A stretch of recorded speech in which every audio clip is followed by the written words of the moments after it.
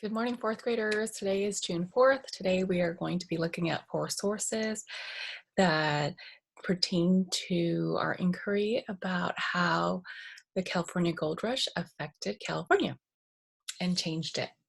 So the 4 sources today, actually the first 2 are together and the second 2 are together. So you're answering just 2 questions, but you have 4 sources that you're going to analyze. Today we're going to be looking at how the gold rush affected African Americans that were enslaved on the East.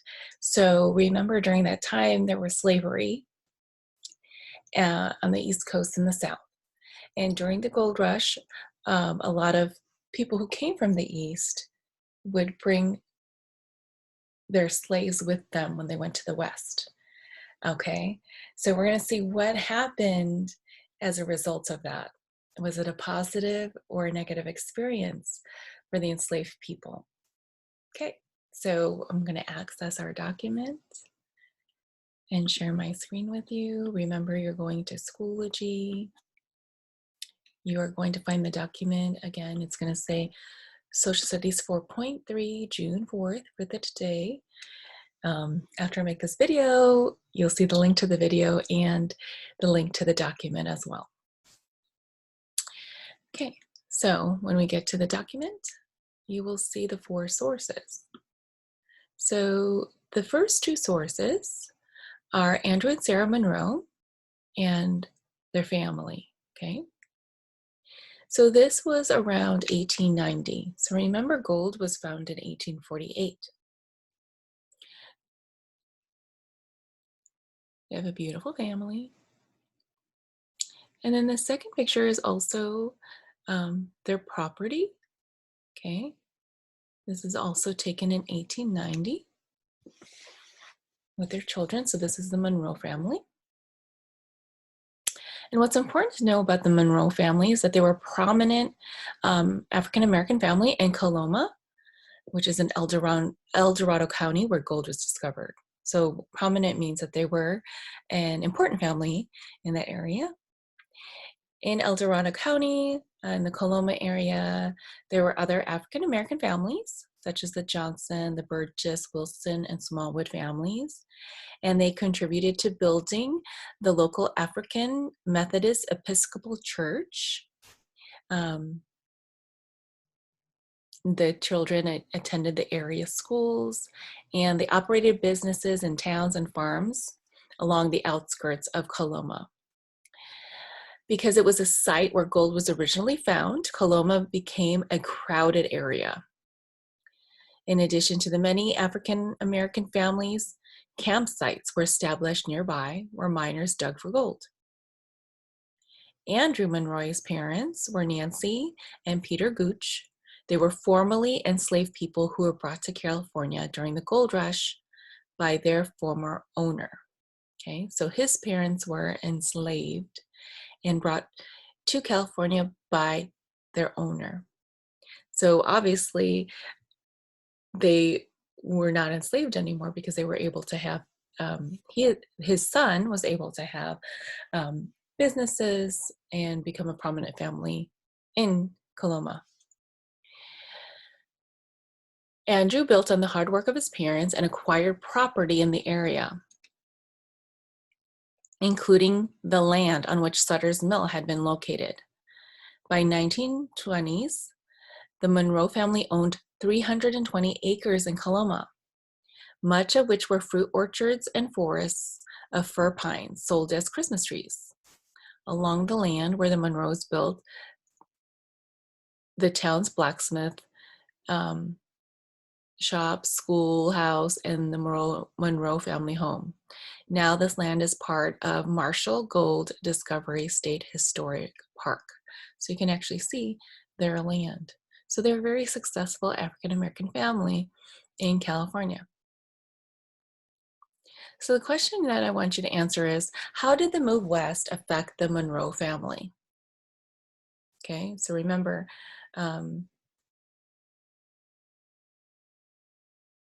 Andrew Monroe's parents were slaves at the time that they came to California.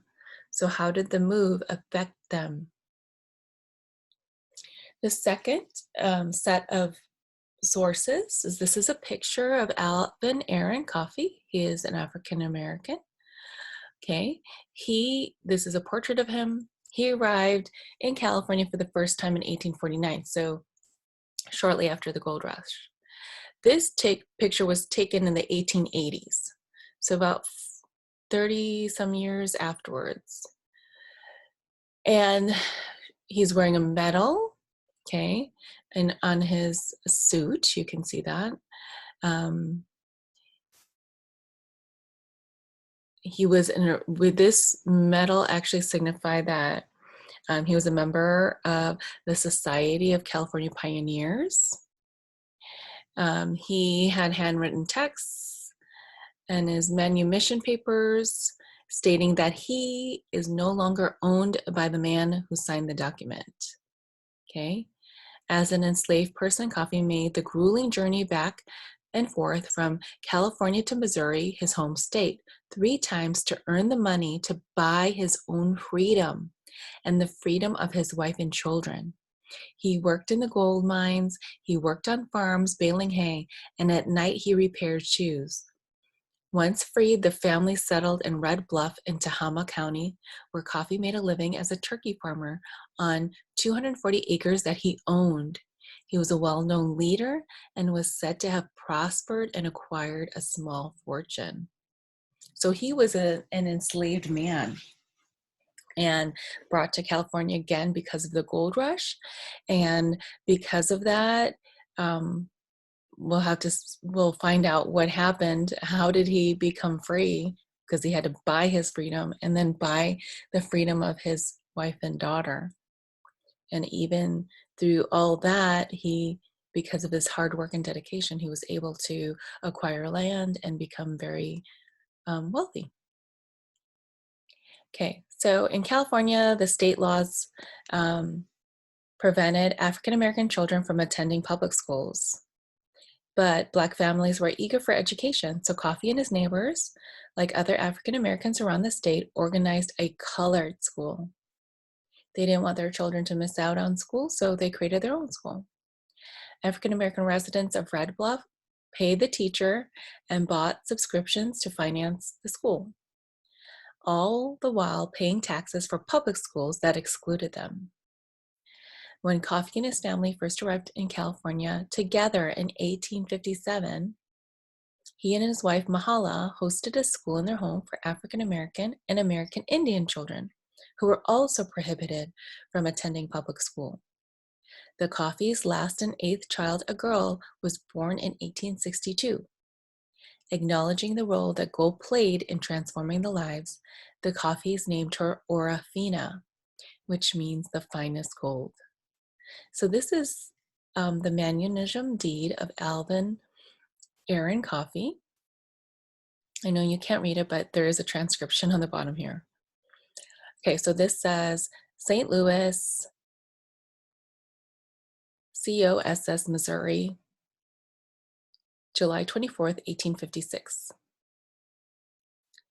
I, the undersigned, in the presence of these witnesses, this day and year above, written, does liberate, emancipate, discharge, and set free for his good behavior, good conduct, and other good traits in his character, too numerous to mention. Alvin A. Coffey. The said Alvin A. Coffey was born the property of Margaret Cook of Mason County, Kentucky, July 14th, 1822. He was not brought to Missouri. He was brought to Missouri by Henry David Duval in 1834, then sold to Dr. William Bassett in 1846, then sold to the undersigned in 1852.